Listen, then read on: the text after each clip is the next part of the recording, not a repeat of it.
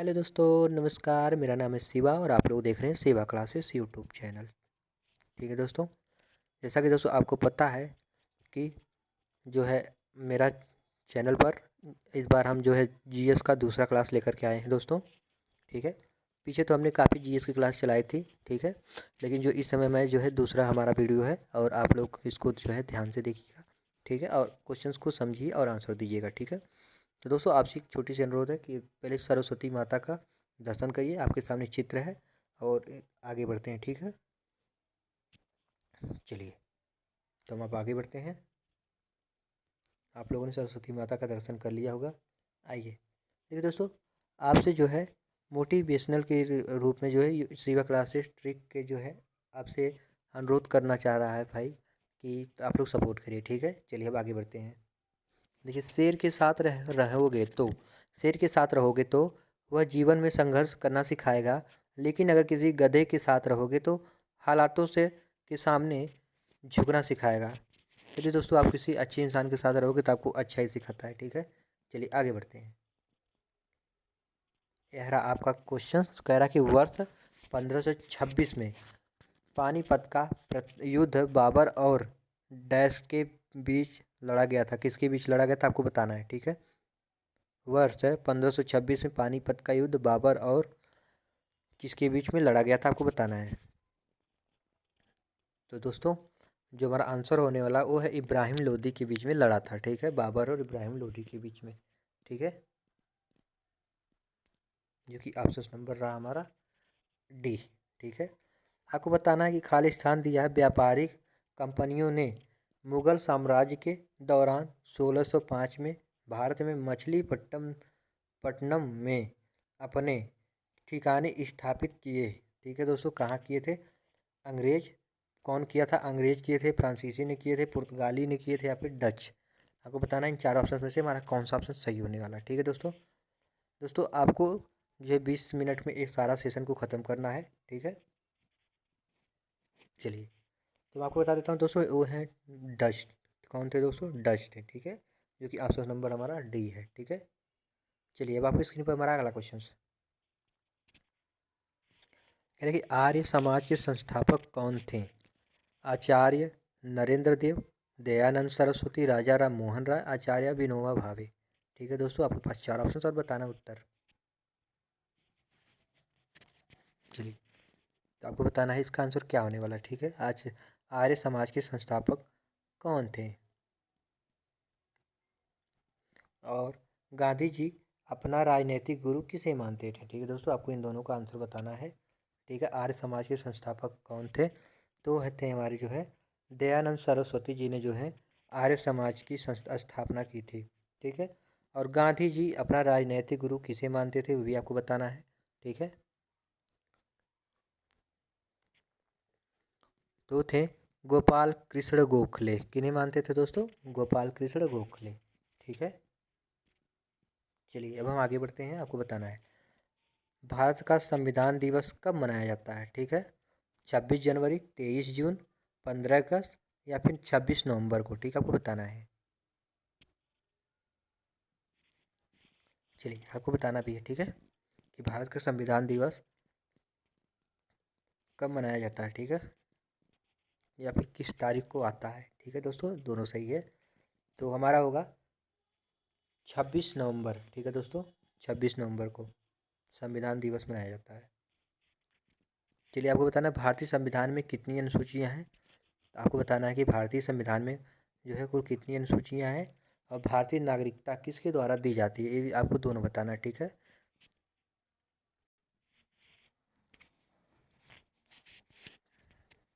भारतीय संविधान में कुल कितनी अनुसूचियाँ हैं, भारतीय नागरिकता किसके द्वारा दी जाती है। तो देखिए दोस्तों, हमारे जो भारतीय संविधान में अनुसूचियों की संख्या जो है वो है 12 अनुसूचियाँ। ठीक है, भारतीय नागरिकता किसके द्वारा दी जाती है?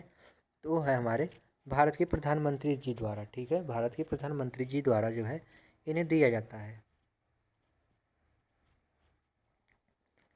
राष्ट्रपति किसके परामर्श में संसद के सभी सत्र जो है आयोजित और स्थगित किए जाते हैं? आपको बताना है कि राष्ट्रपति किसके परामर्श में संसद के सभी सत्र आयोजित करते हैं और स्थगित करते हैं। आपको बताना है अध्यक्ष, प्रधानमंत्री, प्रधानमंत्री लोकसभा में विरोधी पक्ष की नेता या फिर मंत्रिपरिषद। ठीक है दोस्तों, आपको बताना है कि राष्ट्रपति किसके परामर्श से संसद में सभी सत्र आयोजित करते हैं। सॉरी दोस्तों, आयोजित और स्थगित करते हैं, यानी कि जो है सत्र आयोजित मतलब कि उनको बुलाया भी जाता है और उनको नहीं भी बुलाया जाता है। ठीक है,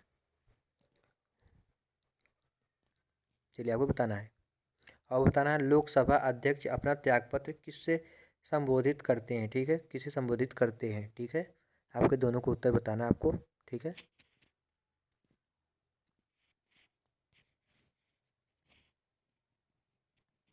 चलिए तो दोस्तों मैं आपको बताता हूँ कि हमारा कौन सा सही होने वाला है। ठीक है, देखिए राष्ट्रपति किसके परामर्श से संसद के सभी सत्र जो आयोजित करते हैं और स्थगित करते हैं, तो मंत्रिपरिषद के द्वारा। ठीक है, और जो है हमारा क्या सही होने वाला है, लोकसभा अध्यक्ष अपना त्यागपत्र किसे देते हैं, तो आपको बताना है। ठीक है, तो वो जो है किन्हें देते हैं, तो ऑप्शन नंबर सी, लोकसभा के उपाध्यक्ष को। ठीक है, चलिए अब हम लोग आगे बढ़ते हैं। आपको बताना है सूर्य की सबसे बाहरी परत को क्या कहते हैं। ठीक है, स्थल मंडल, प्रकाश मंडल, या फिर वर्णमंडल, या फिर कोरोना। ठीक है दोस्तों, आपको बताना क्या है।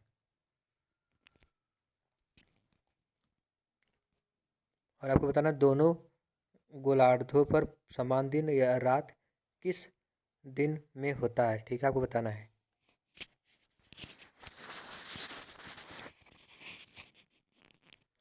तो दोस्तों इसका होगा 50 का होगा कोरोना, यानी कि कोरोना। ठीक है, बाहरी परत को क्या कहते हैं भैया, कोरोना कहते हैं। ठीक है, आगे बताना कि दोनों गोलार्धों पर समान दिन रात किस दिन में होता है। 21 जून और 21 मार्च, 5 जुलाई, 21 सितंबर, 21 मार्च और 23 सितंबर, 5 जून और 21 सितंबर को। ठीक है, कब होता है आपको बताना है।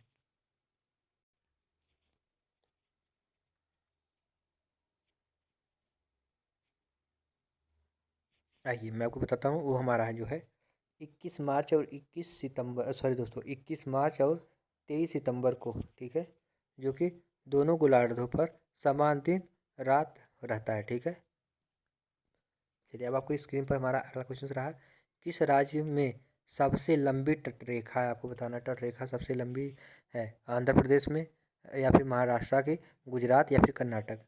ठीक है, भारत में खरीफ की फसल की कटाई वर्ष के दिन महीनों में की जाती है, किस महीनों में की जाती है। ठीक है दोस्तों, आपको बताना है किस राज्य में सबसे लंबी तटरेखा है। दोस्तों वो है गुजरात की सबसे लंबी तटरेखा है। ठीक है, किसकी है, गुजरात की सबसे लंबी तटरेखा है। भारत में खरीफ की फसल की कटाई वर्ष के किन महीनों में की जाती है, जनवरी मार्च में, फरवरी अप्रैल में, नवंबर जनवरी में, या फिर सितंबर और अक्टूबर में। ठीक है, चलिए तो जल्दी से जल्दी आप लोग कमेंट करिए। वह भारत में खरीफ की फसल की कटाई वर्ष के महीने में की जाती है, वो है सितंबर और अक्टूबर में। ठीक है, ऑप्शन नंबर सी। चलिए अब आप आगे बढ़ते हैं। भौतिक मात्रा जड़ की इकाई क्या है, मीटर सेकंड में, मीटर प्रति सेकंड में, या फिर मीटर प्रति सेकंड वर्ग में, या फिर मीटर प्रति सेकंड में, और 0 डिग्री केल्विन किसके बराबर होता है, आपको बताना है। ठीक है,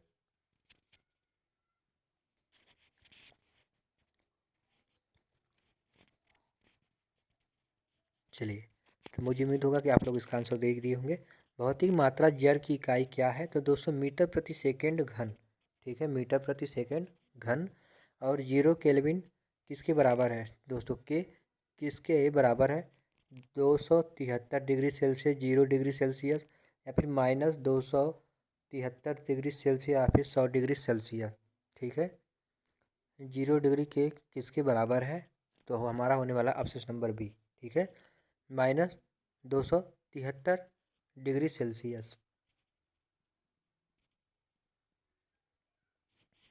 धातुएं विद्युत का वाहन क्यों करती हैं। ठीक है, आपको बताना है धातुएं विद्युत का वाहन क्यों करती हैं, कम गलनांक के कारण, उच्च उच्च तनन सामर्थ्य के कारण, मुक्त इलेक्ट्रॉन्स के कारण, उच्च परमाणु घनत्व के कारण। ठीक है, आपको बताना है। धातुएं विद्युत का वाहन क्यों करती हैं? ठीक है,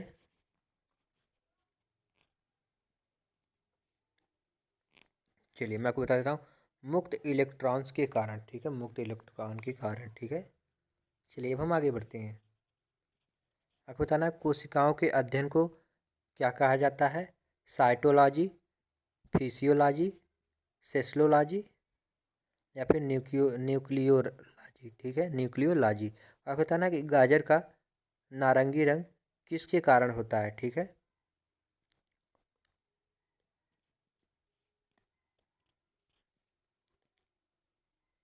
कोशिकाओं के अध्ययन को क्या कहा जाता है आपको बताना है, ठीक है। चलिए तो मैं आपको बता देता हूँ कि कोशिकाओं के अध्ययन को जो है साइटोलॉजी के नाम से जानते हैं, ठीक है दोस्तों, किसके नाम से? साइटोलॉजी के, ठीक, ठीक है।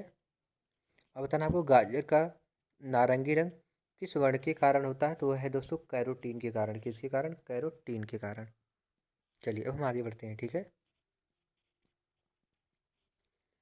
एक मेगा एक टेराबाइट कितने मेगाबाइट के बराबर होता है? ठीक है, 256 या फिर 552, सॉरी दोस्तों 512, या फिर 1024, या फिर 1024 गुणे 1024 किसके बराबर होता है आपको बताना है। फिर आपको बताना है केवला देव राष्ट्रीय उद्यान डॉट डॉट डॉट में स्थित है, ठीक है दोस्तों, आपको बताना है, ठीक है। 1 टेराबाइट कितने मेगाबाइट के बराबर होता है और केवला देव राष्ट्रीय उद्यान कहाँ स्थित है आपको बताना है, ठीक है। देखिए दोस्तों, जो हमारा 1 GB होता है वो 124 MB के बराबर होता है, यानी कि मेगाबाइट के बराबर होता है, ठीक है। तो जो अब हमारा होने वाला है कि ऑप्शन नंबर डी, ठीक है, टेराबाइट कितने मेगाबाइट के बराबर होता था? 124 गुणे, सॉरी दोस्तों 1024 गुणे 1024, ठीक है। और केवलादेव राष्ट्रीय उद्यान वो कहाँ स्थित है? तो हमारा राजस्थान में स्थित है, ठीक है दोस्तों, राजस्थान में, ठीक है। दोस्तों आपको बताना है, एक क्वेश्चन है कि जो खाटू श्याम का मंदिर है वो किस, जो है कहाँ पे स्थित है? ठीक है, आपको ये भी बताना है कि खाटू श्याम का मंदिर किस गांव में और किस जिले में स्थित है, ठीक है। दोनों आपको बताना है, ठीक है। चलिए अब हम आगे बढ़ते हैं। आपको बताना है कि भांगड़ा का लोक नृत्य कहाँ पर, सॉरी दोस्तों, भांगड़ा का जो है लोक नृत्य कहाँ का है? ठीक है, अरुणाचल प्रदेश का, असम का, पंजाब का, नागालैंड का। तो दोस्तों सभी लोगों को भांगड़ा भी करना बहुत पसंद होगा, तो इसका मैं बता देता हूँ दोस्तों। तो ये होगा पंजाब का। कहाँ का? पंजाब का। चलिए, सूचना का अधिकार अधिनियम के उपबंधों के अधीन रहते हुए इनमें से किसे सूचना का अधिकार होगा? ठीक है, आपको बताना है कि सूचना का अधिकार अधिनियम के उपबंधों के अधीन रहते हुए इनमें से किसे सूचना का अधिकार होगा? पीड़ित व्यक्ति को, सरकारी कर्मचारी को, सभी नागरिकों को, गैर सरकारी कर्मचारियों को, ठीक है। आपको बताना है 62 नंबर का। चलिए तो मैं जो है आपको बता देता हूँ कि जो सूचना का अधिकार अधिनियम है वो जो है सभी नागरिकों को है। किसको है भैया? सभी नागरिकों को। आपको बताना है आतंकवाद से निपटने के लिए पुलिस में बनी नवीन इकाई ATS, ठीक है, को किसी विस्फोटक होने की सूचना पर कौन सा दस्ता भेजा जाएगा? ठीक है दोस्तों, बम निरोधक दस्ता, होमगार्ड, या फिर विधि विज्ञान प्रयोगशाला के कर्मी, या फिर उक्त में से कोई नहीं, ठीक है दोस्तों, आपको ये बताना है कौन सा है। उत्तर प्रदेश में होली के त्यौहार पर लठमार होली कहाँ की जाती है? ठीक दोस्तों, आपको ये भी बताना है, ठीक है।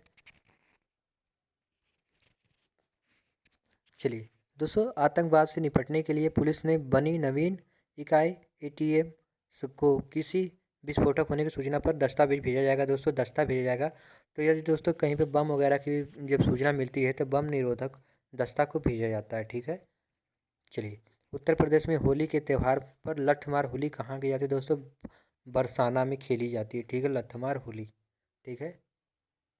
चलिए तो मैं आगे बढ़ता हूँ अपने सेशन को लेकर, ठीक है दोस्तों। चलिए अब आपकी स्क्रीन पर आ गया, निम्नलिखित राज्यों में से किसे उत्तर प्रदेश की सीमा नहीं लगती है? वैसा कौन सा राज्य है दोस्तों जो सीमा नहीं लगता? राजस्थान के साथ, पंजाब के साथ, हरियाणा के साथ, उपयुक्त में से कोई नहीं। ठीक है दोस्तों, आपको बताना है। ठीक है,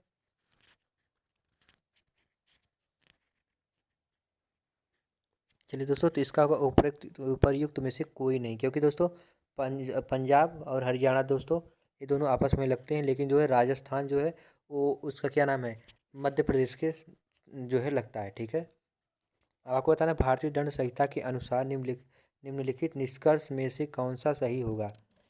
ए, एक छड़ी से जेड को 50 बार मारता है यदि एक व्यक्ति है। ए, जेड को 50 बार मारता है यदि एक प्रहार के लिए 1 साल की सजा है तो ए को सजा के रूप में 50 साल का कारावास होगा। जब ए जेड को मार रहा है तो वाई हस्तक्षेप करता है और ए जानबूझकर वाई को भी मारता है यदि ए जेड को स्वेच्छा से चोट पहुंचाने के लिए एक सजा के लिए और वाई को मारने के लिए एक अन्य सजा के लिए उत्तरदायी है। ठीक है, और देखिए आगे क्या मिलता है हमें। तो आपसे पूछा है कि पहला दूसरा दोनों सही है, केवल एक सही, केवल दो सही, या फिर एक और दो दोनों में से कोई नहीं सही है। ठीक है दोस्तों, आपको मान बताना है। ठीक है,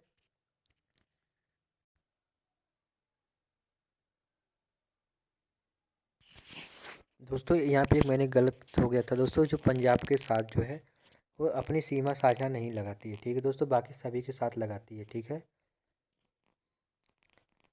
चलिए, भारतीय दंड संहिता के अनुसार दोस्तों देखिए, हमारे पास जो दंड संहिता है वो अगर आप एक व्यक्ति को, यदि आपने एक ए को मान लीजिए आप ए हैं, बी और सी को यदि आपने दोनों को मारा है। ठीक है, तो आपको एक ही व्यक्ति, अगर यदि एक ही व्यक्ति दो व्यक्ति को लगातार यदि मारा है तो दोस्तों सज़ा एक ही मिलेगी। ठीक है, ये ना कि उसको उसको मारने के लिए अलग सज़ा तो उसको मारने के लिए अलग सज़ा, नहीं दोस्तों, हमें एक ही सज़ा मिलती है। ठीक है, तो हम कह सकते हैं कि हमें कौन सा ये देखते हैं कौन सा मिलता है। ठीक है, तो केवल सेकंड सही है। ठीक है दोस्तों, ऑप्शन नंबर कौन सा सही है, ऑप्शन नंबर सी, केवल सेकंड सही है। ठीक है, राम ने एक अपराध किया जिसके लिए सज़ा सिर्फ 40 रुपये का जुर्माना था, लेकिन वह इस राशि का भुगतान नहीं कर सका। फिर आईपीसी की धारा 67 के अनुसार उसे भुगतान न करने के लिए अधिकतम डॉट डॉट डॉट महीने तक के लिए कैद किया जा सकता है दोस्तों। ठीक है, आपको बताना है कि राम ने एक अपराध किया जिसके लिए सज़ा सिर्फ 40 रुपये का जुर्माना था, लेकिन वह इस जो है इस राशि का भुगतान न कर सका।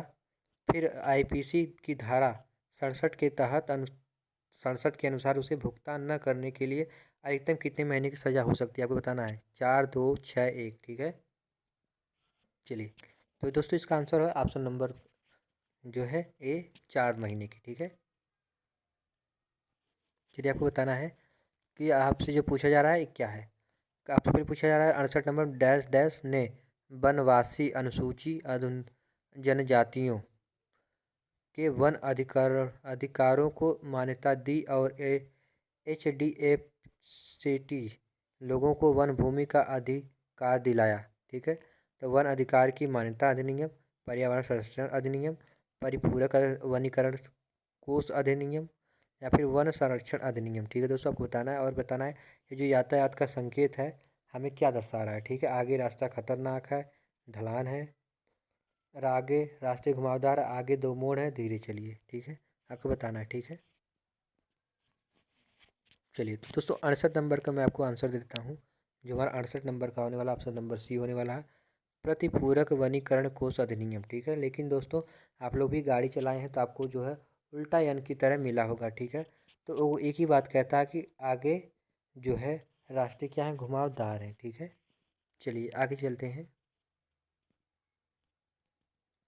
यदि किसी नागरिक के सूचनाधिकार अधिनियम के तहत अपील और दूसरी अपील के उपाय समाप्त हो गए हैं तो वह अधिनियम के अनुच्छेद डॉट डॉट डॉट के अधिनियम उच्चतम न्यायालय में जा सकता है। ठीक है दोस्तों, आपको बताना है यदि किसी व्यक्ति के सूचना अधिकार अधिनियम के तहत अपील और दूसरी अपील के उपाय समाप्त हो गए हैं तो वह संविधान के अनुच्छेद डॉट डॉट डॉट के अधीन समस्त उच्चतम न्यायालय में जा सकता है। आपको बताना है अनुच्छेद 224, अनुच्छेद 74, अनुच्छेद 32 या फिर अनुच्छेद 236। ठीक है, आपको बताना है क्या कौन सा सही है।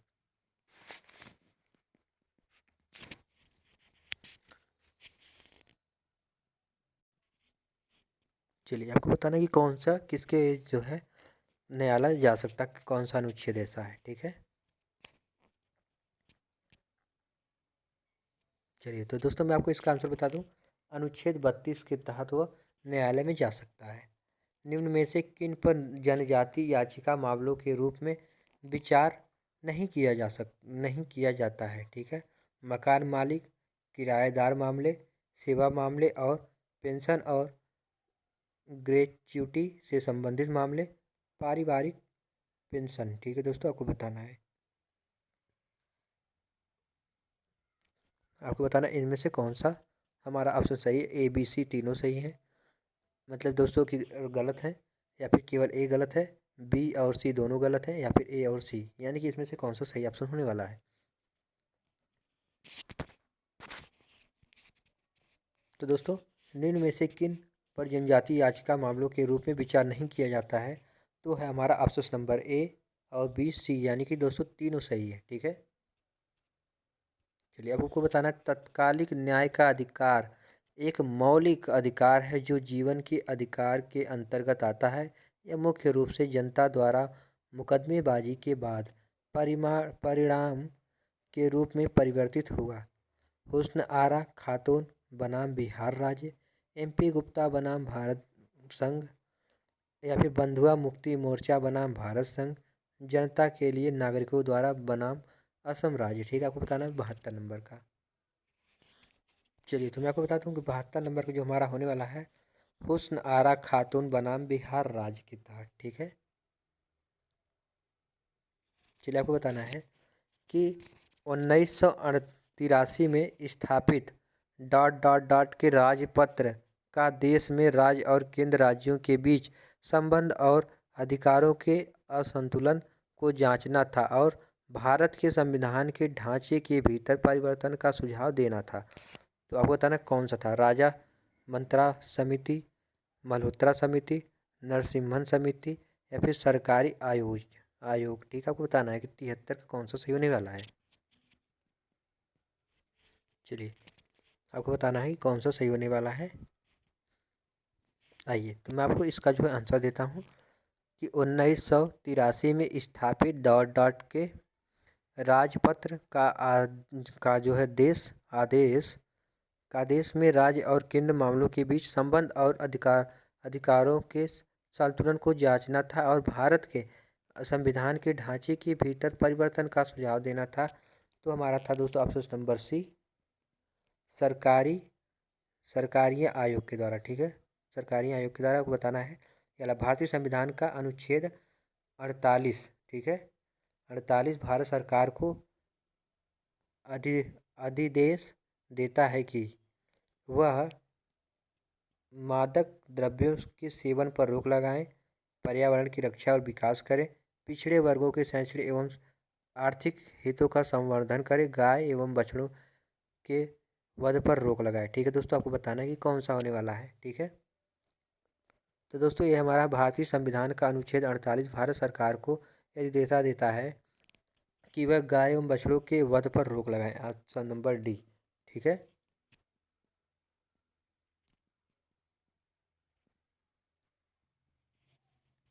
चलिए तो आपको बताना है कि मोटरयान संशोधन विधेयक 2019 से संबंधित तथ्यों पर विचार कीजिए। यह विधेयक 31 जुलाई 2019 को राज्यसभा में पारित किया गया।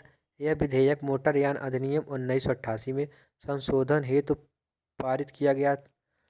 संशोधन विधेयक में मोटर दुर्घटना को स्थापित करने का प्रस्ताव है। संशोधन विधेयक में गोल्डन आवर के दौरान सड़क दुर्घटना में घायल व्यक्ति के लिए कैशलेस उपचार की सुविधा प्रदान किया जाने का प्रस्ताव है। ठीक है, आपको बताना है इसमें से कौन सा सही होने वाला है 75 नंबर का। तो दोस्तों आइए मैं आपको बताता इसका जो आंसर होने वाला है वो हमारा होने वाला ऑप्शन नंबर डी, उपयुक्त सभी। ठीक है, चलिए अब हम आगे बढ़ते हैं। अब आपकी स्क्रीन पर हमारा 76वां क्वेश्चन आपको बताना है विश्व स्थापना सप्ताह विश्व भर में मनाया गया। ठीक है, विश्व स्तनपान। ठीक है दोस्तों, विश्व स्तनपान सप्ताह विश्व भर में मनाया गया 30 जुलाई से 6 अगस्त तक। 1 अगस्त से 7 अगस्त तक, 1 अगस्त से 6 अगस्त, 2 अगस्त से 9 अगस्त आपको बताना है, ठीक है। विश्व स्तनपान सप्ताह विश्व भर में मनाया गया था, आपको बताना है, ठीक है। तो दोस्तों ये मनाया गया था 1 अगस्त से लेकर के जो है 7 अगस्त तक के मनाया गया था, ठीक है, विश्व स्तनपान दिवस, ठीक है। और 9 से आपको बताना है कि 8 और 9 अगस्त से 2019 को ई गवर्नेंस पर 22वां राष्ट्रीय सम्मेलन आयोजित किया गया, ठीक है। शिलांग, गुवाहाटी, बेंगलुरु या फिर हैदराबाद आपको बताना है, ठीक है। 8-9 अगस्त 2019 को ई गवर्नेंस पर 22वां राष्ट्रीय सम्मेलन आयोजित किया गया था। वो हमारा था दोस्तों शिलांग, ठीक है। ऑप्शन नंबर है शिलांग, ठीक है। चलिए अब हम लोग आगे बढ़ते हैं। आपको बताना केंद्रीय मंत्रिमंडल द्वारा अंतर्राष्ट्रीय समाधान समझौते, ठीक है, से जुड़े संयुक्त राष्ट्र अन्वेषण पर हस्ताक्षर की मंजूरी दी गई थी, ठीक है दोस्तों। आपको बताना है कि केंद्रीय मंत्रिमंडल द्वारा अंतर्राष्ट्रीय समाधान समझौते से जुड़े संयुक्त राष्ट्र कन्वेंशन पर हस्ताक्षर की मंजूरी दी गई थी 25 जुलाई, 27 जुलाई, 30 जुलाई, 31 जुलाई आपको बताना है।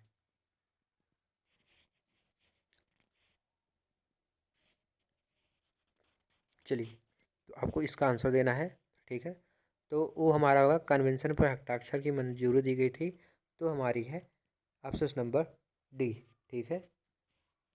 चलिए विश्व मानव तस्करी दिवस 2019 का मुख्य विषय है मानव तस्करी रोकथाम, मानव तस्करी कार्यवाही के लिए अपनी सरकार को बुलाओ, मानव तस्करी पूर्ण निषेध, उपर्युक्त में से कोई नहीं। आपको बताना है कि कौन सा सही है, ठीक है।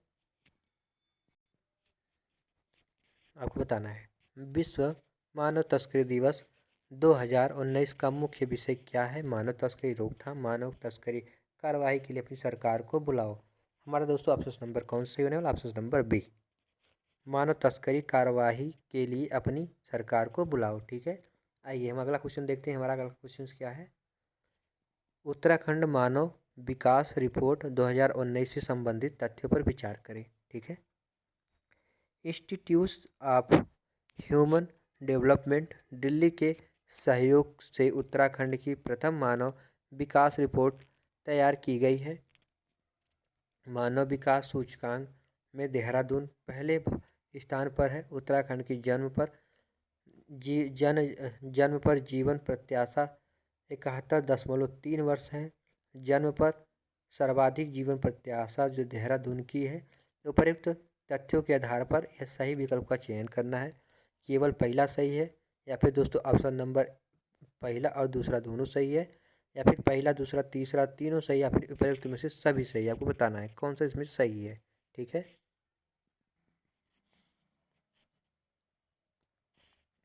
तो दोस्तों जो हमारा होने वाला है तो ऑप्शन नंबर जो है सी, पहला दूसरा तीसरा दोस्तों 3 सही है, जो कि दोस्तों चौथा वाला बिल्कुल गलत है, ठीक है। चलिए तो अब आगे देखते हैं क्या है। दोस्तों हमारा 40 क्वेश्चन समाप्त हुआ। दोस्तों thanks for watching my video Shiva classes में, ठीक है दोस्तों। आप लोगों को हमारा वीडियो देखने के लिए बहुत बहुत धन्यवाद, ठीक है दोस्तों। आपसे एक छोटी सी रिक्वेस्ट है, वीडियो को छोड़ के जाइए मत, बस दोस्तों 1 मिनट और रुक जाइए। दोस्तों आपसे निवेदन है कि आप लोग हमारे चैनल को लाइक सब्सक्राइब शेयर करें या ना करें, लेकिन दोस्तों हाँ, आप लोग जो है आप हमारे चैनल पर जो है एक छोटा सा कमेंट करें और हमारे वीडियो के बारे में बताइए हमारी वीडियो कैसी रही, ठीक है दोस्तों। यदि हमारा वीडियो आपको पसंद आता तो आप लोग लाइक सब्सक्राइब तो कर देंगे, ठीक है। देखिए दोस्तों, पिताजी अक्सर कहते हैं मजबूत बनो बेटा, माँ बाप रहम खा लेते हैं लेकिन दोनों ये दुनिया दो रहम नहीं खाएगी। सही बात है दोस्तों, दुनिया रहम नहीं खाती है, माता पिता हमारे रहम खा लेते हैं, ठीक है। चलिए तो ये रही आपका सपना उत्तर प्रदेश पुलिस का जो है दोस्तों डबल स्टार, जो कि दरोगा यूपीएसआई। दोस्तों आप सभी का पेपर आने वाला, दोस्तों सभी को कॉन्ग्रेचुलेसन हमारी तरफ से, ठीक है दोस्तों। और आपसे एक क्वेश्चन जाते जाते कि आपको बताना है उत्तर प्रदेश का जो झंडा है, जो उत्तर प्रदेश का झंडा है दोस्तों, उसमें मतलब कि जो उत्तर प्रदेश का हमारा जो झंडा है पुलिस का, उसमें किसका किसका चिन्ह बना हुआ है आपको बताना है, ठीक है। और दोस्तों आपसे एक छोटी सी और बात बताने वाला हूँ दोस्तों कि मैंने जो है रीजनिंग, हिंदी और जीएस तीनों की क्लास अब हम रेगुलर चल रही है। ठीक है दोस्तों, आप लोग उसको देखना ना भूलिएगा। ठीक है, फिर मिलते हैं अगले वीडियो में, तब तक के लिए दोस्तों बाय बाय।